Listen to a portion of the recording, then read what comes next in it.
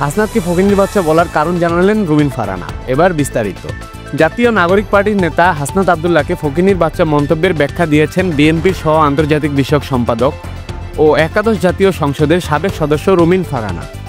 সামাজিক যোগাযোগ মাধ্যম ফেসবুক পোস্ট ঘিরে সমালোচনা ছড়িয়ে পড়ার পর এক বেসরকারি টেলিভিশনের টক শোতে কটু বাক্য বলার ব্যাখ্যা দিয়েছেন তিনি। রুমিন ফারহানা বলেন, তার ব্যবহৃত ফকিন্নির বাচ্চা শব্দগুচ্ছ আসলে কোনো ব্যক্তির আর্থিক অবস্থা নয়, বরং একটি মানসিকতা বা চিন্তাধারাকে নির্দেশ করে। তার ভাষায় ফকিন্নির বাচ্চা ব্যাপারটা একটা মাইন্ডসেট। এর মানে এই নয় যে কেউ গরিব, বরং চিন্তাভাবনায় নিচু মানসিকতার বহিঃপ্রকাশ।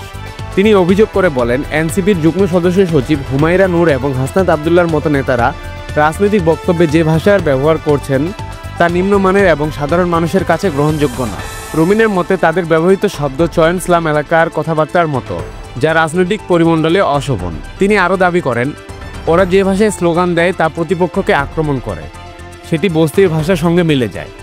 আমি যখন বলেছি ফকিন্নির বাচ্চা, তখন পোস্টে শেয়ার করা ছবিগুলো দেখলেই বোঝা যায় আমি কাকে ইঙ্গিত করেছি।